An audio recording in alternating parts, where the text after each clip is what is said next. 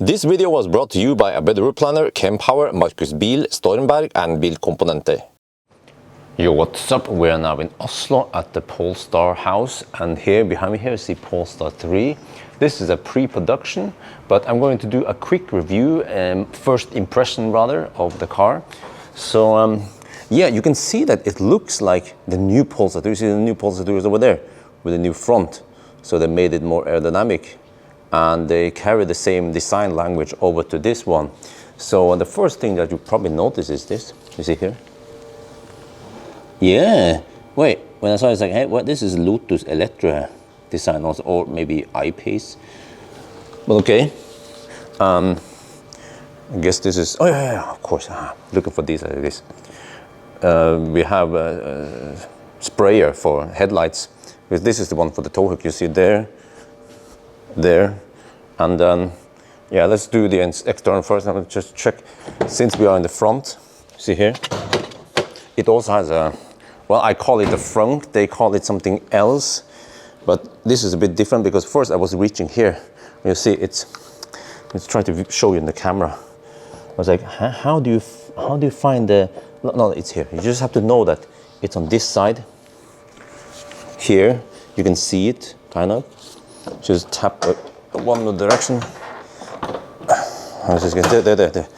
And then, oh, the struts actually pushes the hood upwards. And then here you have a small compartment for storing your cables or whatever. Interesting design is that it has a magnet. Yeah, this is magnet.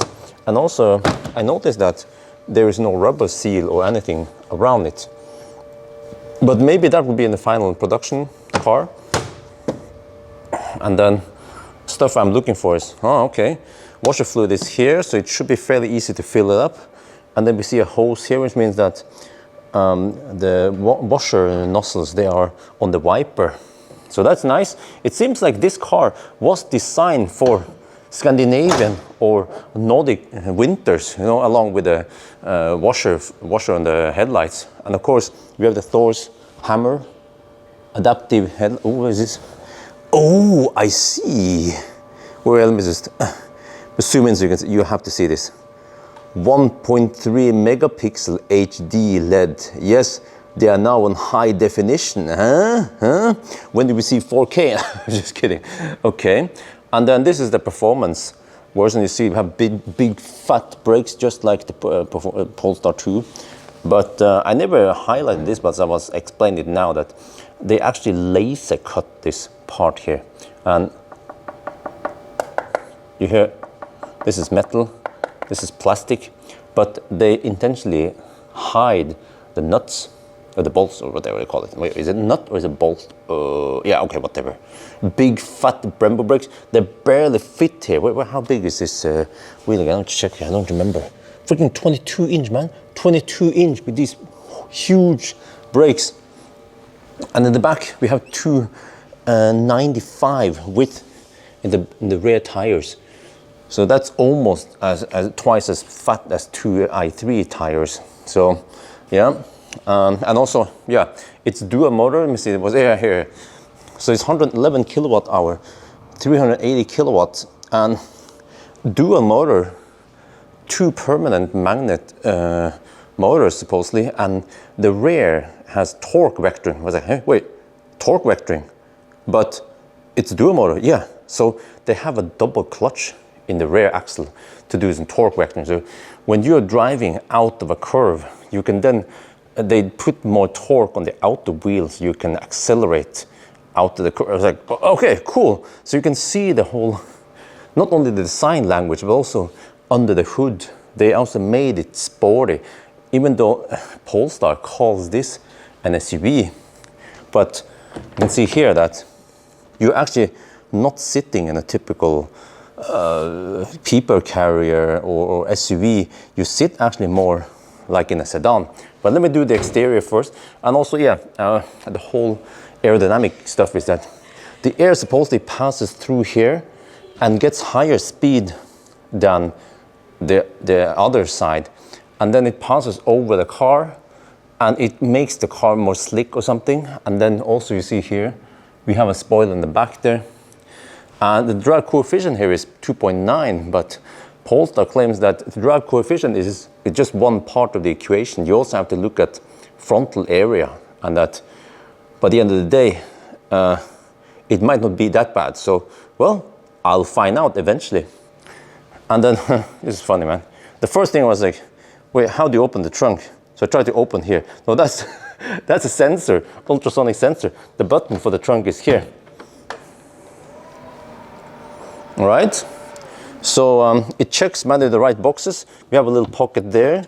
We have nice and sturdy hooks here. If you ever try to touch one of these hooks on a Kia or a Hyundai, they are like toys, plastic. But here, you know, sturdy hooks, and just the feel of it when you touch it. What about on this one? Yeah, we have ski opening there. This one can be open up like this, so frees up some space there. That's nice. Since this is a pre-production, it's missing one of these covers here. There's supposed to be some kind of cover here, right? And you can also have this in the true Volvo style. You have it like this, and then you have hooks for putting your grocery bags here. There's even a symbol for it there. Here there's supposed to be some buttons. They removed it. We have 12-volt outlet there, but here we have button supposedly for lowering the suspension, because it has air suspension, so you can lower the back. And also the one over here is to deploy the tow hitch. So I can show you the tow hitch is here. It can tow. It's fully automated. There you can see there the ball. It's fully automated, and you can tow 2,200 kilograms. Well, let me look in the under here while we are at it. Wow, that's a big. Wait, that's a really big one for the suspension. Wow. Okay. Nice and slick under belly. That's good. I like that. Yeah. Let me see. Okay, and then I'll just show you here. You can see some of the speakers here. The car has, I don't remember, was it over 20 speakers? Plenty, even had speakers and headrest. I'll show you. Okay, close the doors like this. And you see that it has the Volvo, or Volvo Polestar design language. Okay, rear wiper, all right. What else is it? Yeah, okay. Over here, the back seat. Yeah. So, it has a flat floor. That's good. But then when it comes to the seating height, I immediately noticed that I'm sitting more up like this. And this is on the same platform as the EX. Was it EX90? Was it EX90? EX90, right? Okay, the same platform, the EX90, but this Polestar 3 is lower than the EX90, so you then have slightly less headroom. And I feel like this is where you feel the difference between the EX90 and, well, I haven't been in the EX90 yet, but you have a little bit less space here. But okay, one thing I noticed is, look here. Okay, so you have typical pocket like this that I've seen before, but this is like a seat belt design. So Polestar says that they took this design from first class airplane interior design. But yeah, I bet if the kids play with this, it's not gonna tear apart, it's not gonna break. It's Swedish, you know. We have 2 USB-C there, I like it. And then let me show you here. Another thing I'm looking for is this. As a daddy, oh yeah, you have very easy accessible Isofix hooks. However, I'm not a fan of this. There should be a way to either, I don't know how you solve it. Some cars, there's just a lid, but then it gets in the way. But you can always figure out something, put it in a bag or something. You can toss it here, but then it will move around as you drive around. So yeah, well, in one of the cars, I put it here, like this. Yeah, you see, you can leave it there, and then it stays there, right, until you remember that you put it there. So at least that's good. Okay, let me put it back here. Since this is the performance version, you get, just like in the Polestar 2, you get this. They are golden, because they're not yellow, but they're golden. And then here, and they have an opening for the ski opening here. And then here we have a cup holder, an armrest. Missing a little table here, but you have these small details that matters. Some cars, they don't have this, and then you have to dig like this, you know. And then this headrest is supposed to, yeah, you see, you can extend it or you can lower it. But let me see, I have to try. The headroom. And oh, I feel like we are sinking a little bit into the seat. Whoa, wow, it has decent headroom. I'm still 173 centimeters, and I still have decent headroom here. What about in the middle seat? Oh, also okay in the middle seat. Usually the middle seat will be the worst seat, but here you actually sit okay. And then, okay, let me show you here. Bowers & Wilkins. Yeah, they have Bowers & Wilkins there, okay. I need to show you something here. It's leather, but Polestar says that they almost hand-pick the farmer, right, to make sure that it's the most sustainable leather that has been used for food, but also for car industry, to make it as sustainable as possible. And also they don't use I think they don't use nickel when they try to color the leather, to also make it as sustainable as possible, because they care about the environment. That's good, because since you have an electric car, I wonder if this is also a speaker. I actually don't, sorry, but I haven't, I don't know all the details about this car. There's so much stuff you need to know about this car. Let's get in the front. Oh yeah, we have these mirrors, these frameless mirrors, just like in the Polestar 2, you see. When you move the mirror, we can't do it here since it's the pre-production. You move the whole mirror. You don't just move. I mean, you move the whole housing, you know. Okay, but here, this is interesting. I saw this, like, huh? What? So, look how it works. It is actually quite brilliant. How do you tilt it? Huh? I mean, once you get used to this, you'll be like, yeah, why did we ever have to have multiple buttons? Because remember, in the true spirit of Sandy Munro, each button cost extra money. But okay, in a way, yeah, it is intuitive that the buttons mimics the seat, because then you move the, yeah, in a way, yes, true. But once you learn this one, once your muscle memory learns this one, it is also good. It's great. And then I think this is the lumbar, or I'm not sure. Yeah. And you can also push it forward. See, you can push it up. Yeah, why not? Why not? Why not just have one button to rule them all? And then here you can also extend this if you're a long person. Perforated seats. I think also it has massage. There's some stuff here. Oh, one thing here. I hope that, or I'm not sure. I can hear what you guys think. Oh, there is a bottom hinged accelerator pedal. Yeah, BMW drivers, they will approve. Wait, so it doesn't have anything on top there. Well, really? Is this not how it's going to be? Or is this a dummy? I'm not sure. But at least it doesn't break, right? But in my head, if you want to have a performance car, if you look at the performance on the other parts of the car, right? And then you look at the pedal, be like, hey, wait. It should be brushed metal, not plastic. Or maybe I'm nitpicking, okay. Here we see 2 USB-C. We have also the same pocket thing here with the same belt, seat belt design there. We have, I call it the bridge design here. I'm looking for 12-volt out, but I couldn't find it. It has a rubberized surface there, so it doesn't slide. It has this side here, so it doesn't slide when you put stuff there. Here we have a storage here. Not the largest one, but at least there's a center storage there. We have this one that you can slide. Cup holders, 2 cup holders there. Ooh, that's better than the Polestar 1. Polestar 2, sorry. There's a button here, okay. We have wireless charging. Let me see how big, this is Samsung Galaxy S9 Plus. Okay, it fits. The infotainment here is a little bit non-working. Let me just show you, for example, if you go here, it's just in some kind of demo mode.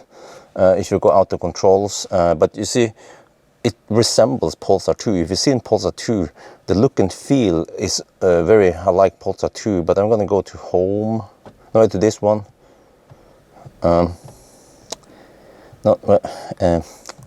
Okay. shortcuts. Yeah, so some stuff works here. The shortcuts. I want to go to. Wait, what? Huh? What? Okay. Yeah. Okay. Yeah, we have Spotify. Yeah. Okay. It's a bit hard. It worked earlier, but now, for example, here I wanted to open this one. It's a freaking humongous glove box, and then wow, we actually have manual adjustment here. Okay. There's a screen here that should follow the steering wheel. I haven't been able to adjust the steering wheel. Interesting design on the stalks, you see? Some buttons here on the end of the stalk.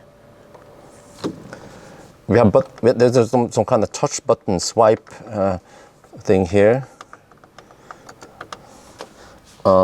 Yeah, but you see that this is a Polestar or Polestar / Volvo. And here you see grille there. Some people wonder, why do I knock on things? It's brilliant to knock on things. I actually learned it I copied it from someone else. But I don't have to tell you guys what material this is. I just have to knock on it or rub on it.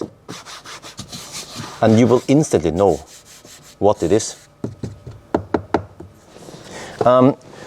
One interesting thing is, I'm going to show you here, maybe if I can.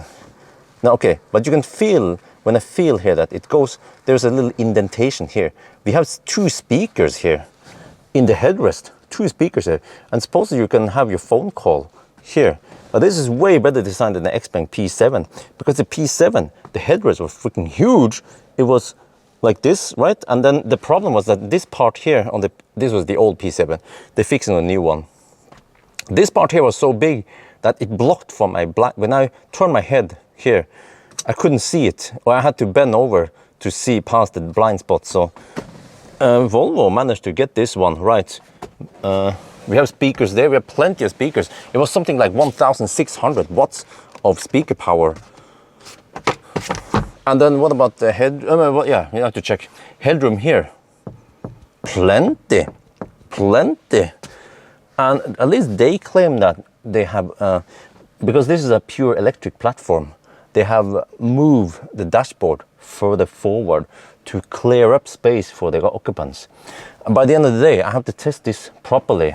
Once I can bring Cybex in the back there, and then suddenly we have some obstacle, put stuff in the back, and then we have to push the seat forward. Then we can actually see how much space do we actually have in the front. But my impression is that it is quite spacious. The car is almost 5 meters long.